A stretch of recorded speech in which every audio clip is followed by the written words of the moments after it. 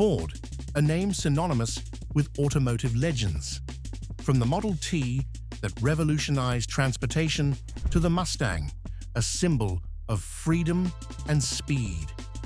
But behind those icons, Ford also created some of the strangest cars the world has ever seen, and some of them seem straight out of a sci-fi novel. Would you believe that Ford once designed a car with no wheels, or another powered by nuclear energy? How about a bizarre six-wheeled machine that looked more like a spaceship than a sedan? It's not a joke. These designs were real. Some were officially unveiled, and others even made it to full-scale prototypes.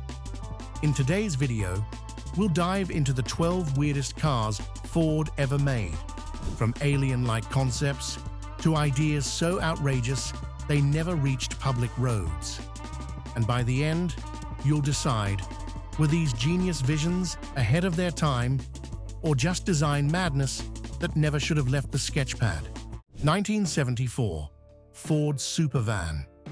A regular cargo van fitted with a Le Mans race car engine sounds like a joke, but Ford actually built it in 1974, and they called it the Supervan.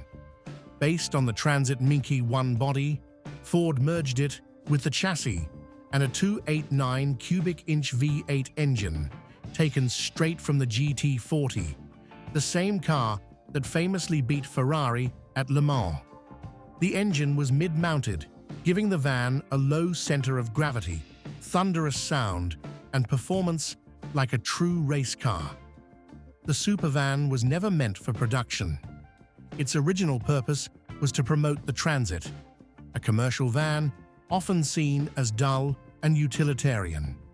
But the media reaction was overwhelming, turning the Supervan into a cult icon. Ford later built Supervan 2, Supervan 3, and more recently, the all-electric Supervan 4, showcased at events like the Goodwood Festival of Speed.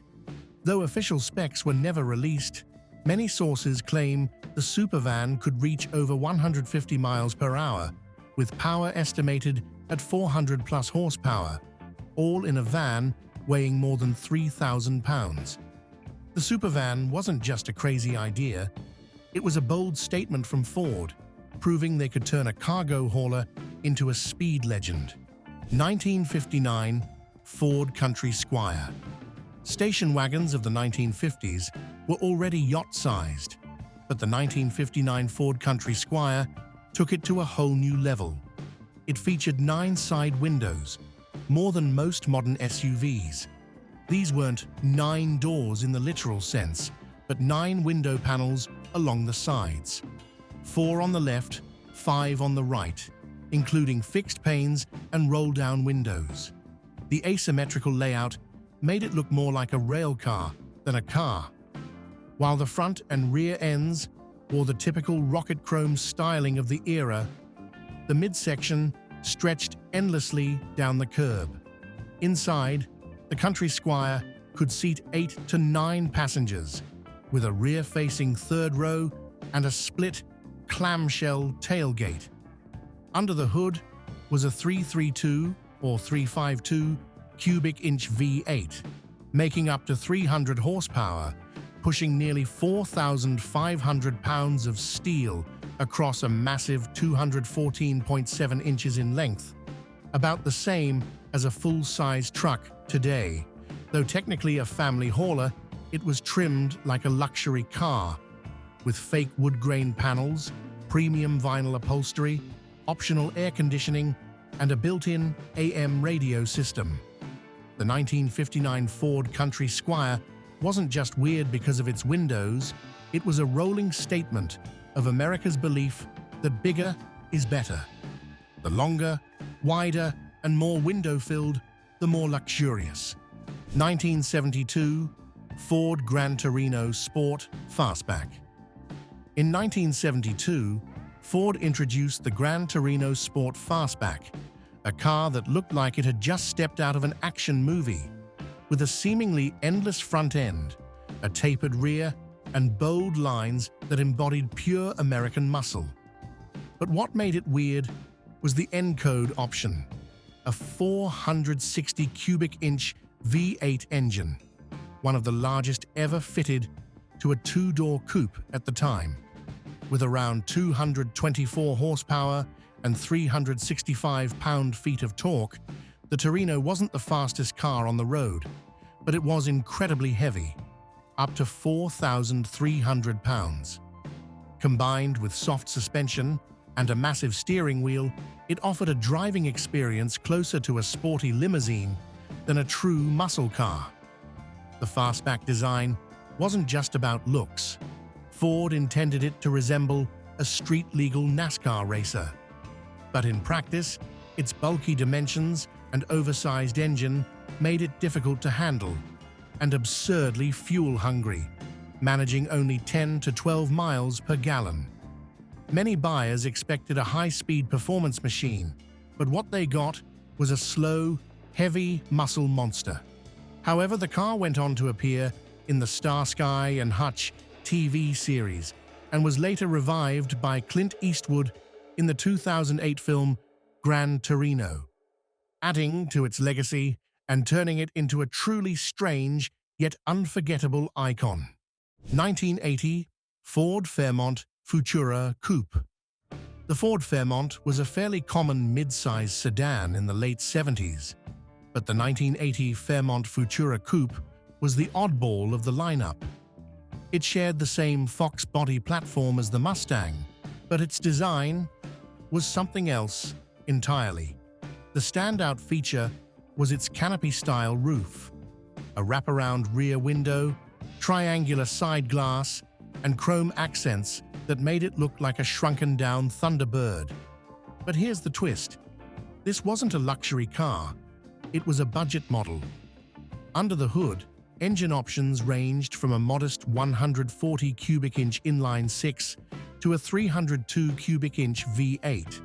Even with the V8, performance was underwhelming. The car weighed around 3,200 pounds and made just 140 to 150 horsepower. Inside, things were painfully basic: plastic dash, cloth seats, and minimal amenities. Yet the weird proportions and strange styling turned heads, not because it was beautiful, but because people weren't sure what they were looking at. The Fairmont Futura Coupe perfectly captured the post-muscle car confusion of the early 80s, when automakers tried to mix sporty looks, low-cost engineering, and fuel efficiency into one car. 1991 Ford Tempo AWD. If you think economy sedans can't be weird, meet the Ford Tempo AWD, a car that even Ford didn't seem to know how to market. The Tempo was Ford's entry-level front-wheel drive sedan aimed at practical buyers. But in the early 1990s, Ford unexpectedly released the AWD version, equipped with a full-time all-wheel drive system, a feature typically found on SUVs or high-end sports cars. The strange part? The AWD system had no manual control or selectable modes. It was always on and only sent power to the rear wheels when the front ones slipped. Ford called it torque on demand, but in reality, the system was heavy, complex, and fuel-hungry. The engine remained a 2.3-liter HSC inline-4, producing just about 100 horsepower. With a curb weight near 3,000 pounds, the AWD Tempo wasn't fast and delivered only around 20 miles per gallon in city driving, far from efficient for a compact.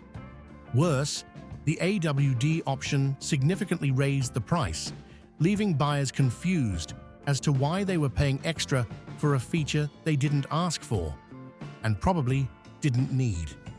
Ford sold the AWD Tempo for only a few years in limited numbers. 1977 Ford Pinto cruising wagon. You could call it a minivan, a flashy little wagon, or the result of a very psychedelic Ford design meeting. Either way, the Ford Pinto cruising wagon stands as one of the weirdest production cars Ford ever sold. Essentially, it was a standard Ford Pinto wagon, a small budget car, dressed up to look like a 1970s custom van. It featured round porthole-style side windows, bold, multicolor striped decals, chrome bumpers, and an optional faux vinyl roof. Under the hood, it packed a 2.3-liter inline-4, making about 88 horsepower, mated to either a manual or 3-speed automatic transmission. Curb weight came in around 2,500 pounds, but that didn't make it sporty. After all, it was still a Pinto. Inside, the cabin was jazzed up compared to the base model, with thick cloth seats, a sporty steering wheel, and an optional cassette stereo system marketed as offering van life vibes in a compact package.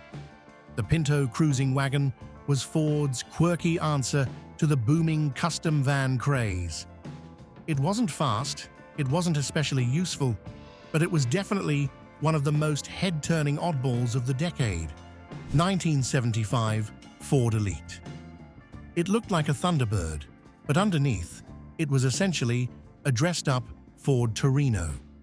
Originally introduced as an upscale trim of the Torino, by 1975, the Elite had become its own standalone model. Its styling screamed luxury muscle impersonator, with a long front end, Rolls-Royce-style grille, hidden dual headlights, and a vinyl-covered roof. Inside, the cabin tried hard to feel premium, with thickly cushioned seats, fake wood paneling, and shiny chrome details. Weighing around 4,300 pounds, it came standard with a 351 cubic inch V8, with optional upgrades to 400 or 460 cubic inches, though real-world output was underwhelming, just 180 to 210 horsepower. Despite looking big and expensive, the Elite was actually a clever marketing trick, repackaging a Torino in a luxury suit and selling it at a higher price. Buyers thought they were getting a mini Thunderbird or a budget Lincoln Mark IV, but in reality, they were driving a rebadged mid-level platform. The Ford Elite only lasted for 3 model years, yet it sold surprisingly well. Proof that in the 1970s, sometimes all it took was a fancy appearance, even if the substance was anything but. 1961 Ford Econoline pickup. This was a compact pickup with a cab-over design. The driver sat directly over the front axle, and the engine was mounted under the seat. Built on the Ford Falcon platform, the truck measured just 173 inches in length, weighed about 2,700 pounds, and came with either a 144 or 170 cubic inch inline-6 engine, producing 85 to 101 horsepower. Light and short, the Econoline was perfect for city use, but had major balance issues. With most of its weight over the front wheels and the driver sitting far forward, the Econoline pickup was known to nosedive, under braking, or when loaded unevenly. In some cases, it could even pop a wheelie in reverse, or with an empty bed during hard stops. The cabin was cramped, hot, thanks to the engine under the seat, and maintenance was no picnic. Still, its boxy, funky design and compact footprint made it a favorite among small businesses, and later, custom van enthusiasts.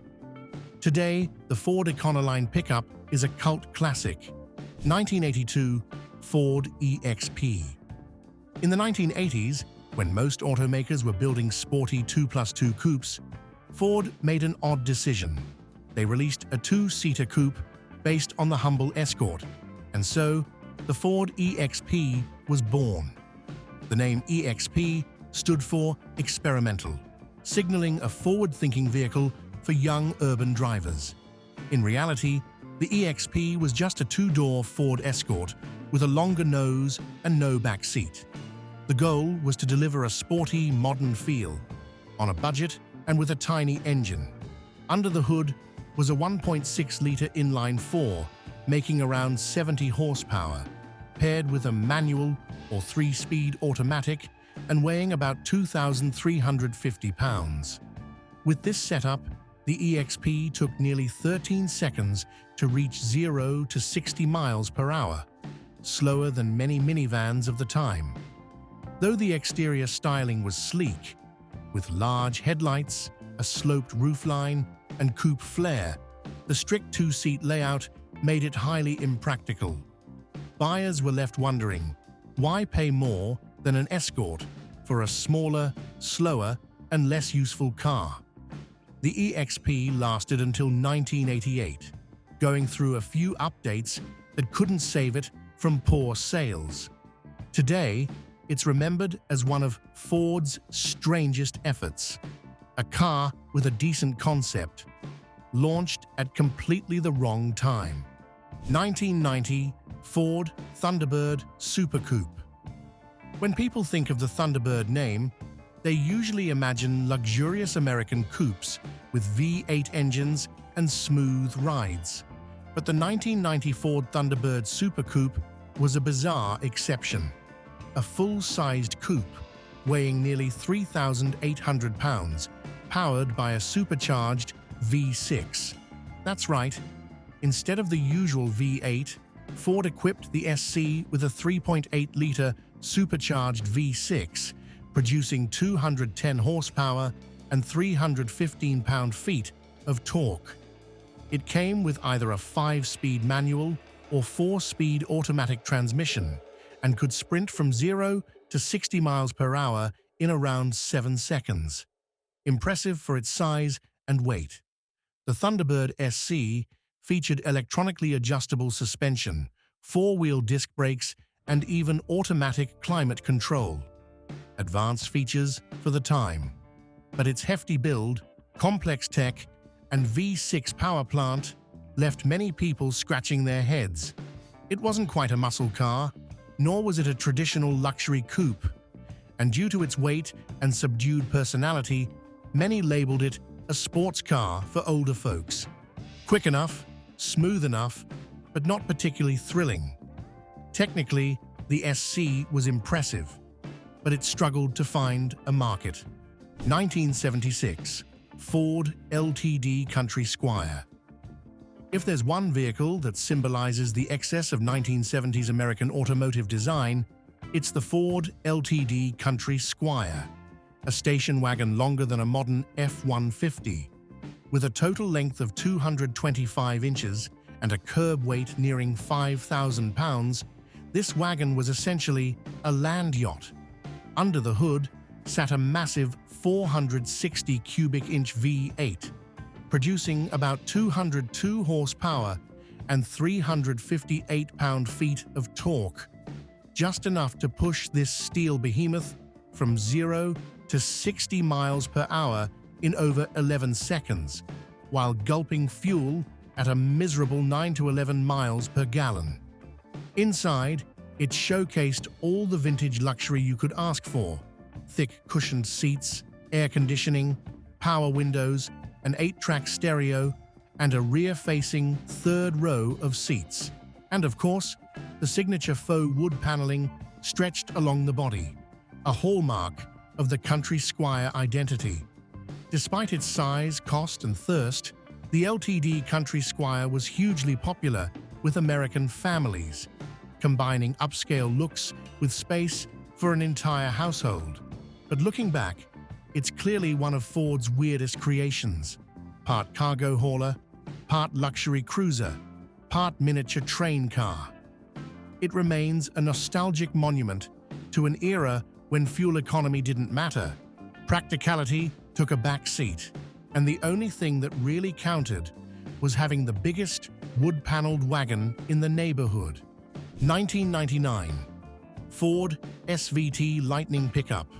Pickup trucks are typically known for towing, hauling, and utility. But in 1999, Ford flipped that idea upside down with the SVT Lightning, a high-performance pickup that could actually outrun a Mustang GT of the same era. Developed by Ford's special vehicle team, The Lightning was based on a regular cab F-150 chassis, but lowered, equipped with stiffer suspension, upgraded sway bars, performance brakes, and sporty tires. Under the hood was a 5.4-liter supercharged V8, producing 380 horsepower and 450 pound-feet of torque, enough to launch this truck from 0 to 60 miles per hour in just 5.2 seconds. The result? A nearly 4,700-pound pickup with acceleration rivaling many V8 sports cars. In some tests, it even beat the 1999 Mustang GT in a straight-line race. The interior was bare bones, just 2 seats and few creature comforts, but that didn't matter. The Lightning wasn't built for towing boats or hauling bricks.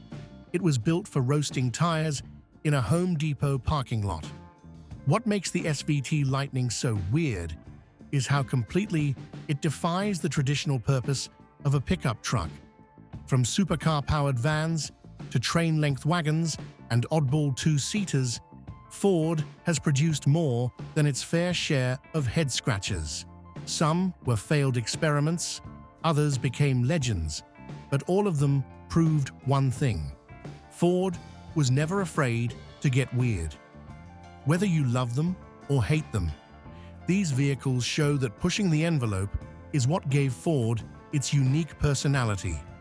A brand willing to break the rules and build the unexpected. So, what about you? Which car on this list impressed you the most or seemed the weirdest? Let us know in the comments and share this video if you enjoyed it. And don't forget to like, subscribe, and hit the bell icon so you won't miss any of our upcoming journeys into rare, strange, and forgotten machines from automotive history.